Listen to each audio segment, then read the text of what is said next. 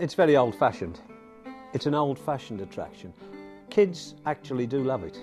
If you see young boys here watching the trains go round, you see girls running round, enjoying the flowers, enjoying the dolls and they love it. And older people love it as a nostalgic thing. But it will never ever compete with the likes of the Sea Life Centre and modern attractions. But I still think it's got a place. There used to be 70-odd model villages in the country, and I think there are about 14 or 15 now.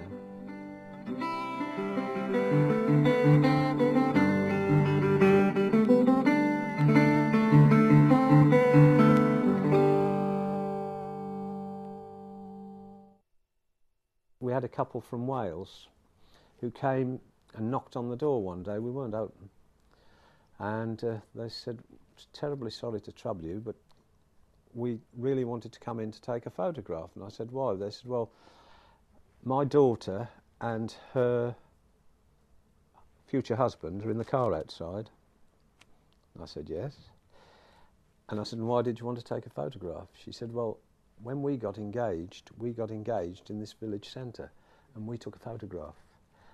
And they're engaged today, and we want to take a photograph in the same place." Yeah. So in they came, and very happy. They took their photograph, and it's just that. Yeah, there's lots of people got lots of memories of this place that still come in and talk to me. "Oh, I remember when this was here, or that was here, or it was this, that wasn't as good. I remember it before the trains were in." And you feel that you become a part of that history.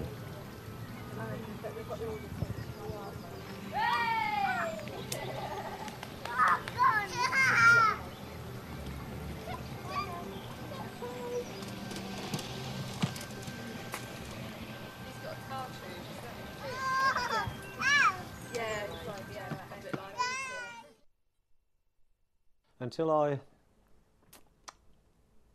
came to Portsmouth, I'd never seen a model village, and I'd never been interested, quite honestly, in model villages. A friend of mine, old family friend, she read in the evening news that they were going to demolish this model village.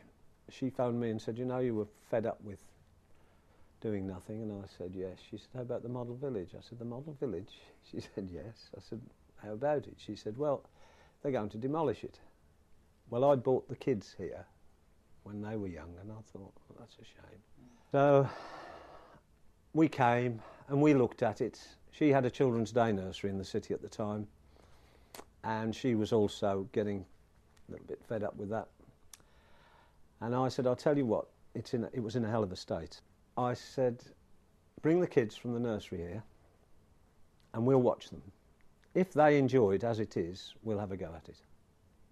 And that's how I'm here. But if somebody wanted to do the same as me, at least they've got the basis. We have turned it from something which was a dying thing into something which is very much a living thing now in the summer. It had been vandalised badly, run down badly in those days, and neglected for a long time. So we're going back to sort of the 80s. It was built in the 50s, opened in 1958, and by the time the 80s had come, it was tired. Whatever the challenge, I like to meet it head on. I mean, if there are problems, as far as I'm concerned, problems are just there to be solved. And one way or another, I'll solve them. And that's my whole motivation. In fact, my family think I'm mad. My son says I'm absolutely mad because I do enjoy a problem. If I get up in the morning, I've got a problem to solve, well, that's good.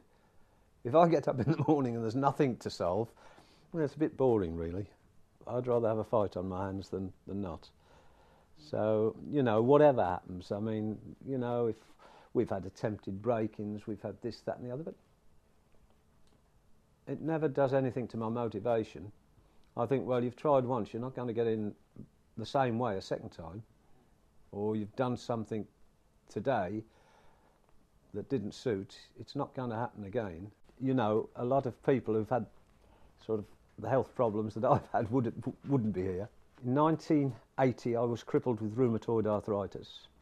Couldn't shave myself. The doctors at QA Hospital told me that I would be in a wheelchair and that I'd never lift anything heavier than a telephone. I said, no way, not going to happen. After that, I got stomach ulcers. I've only got half a stomach. And 4 weeks ago, I had a pacemaker fitted because I collapsed in the village just a month ago.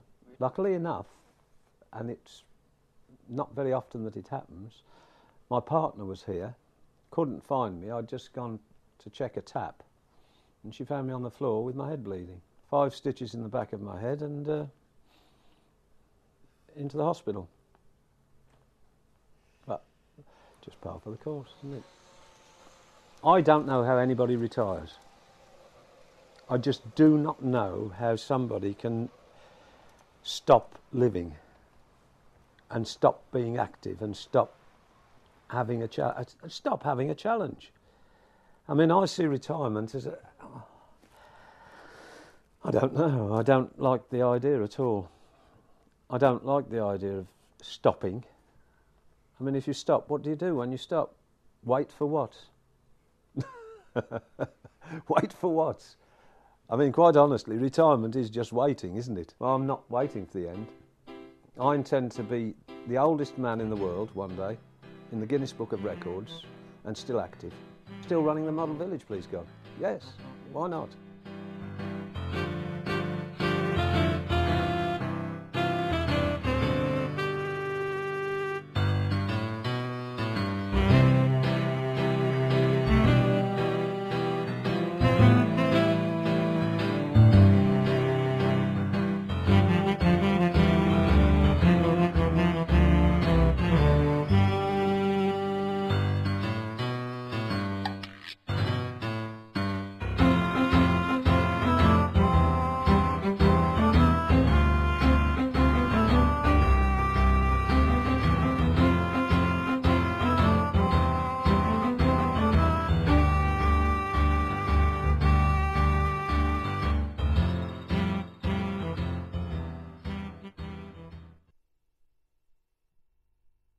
Now, but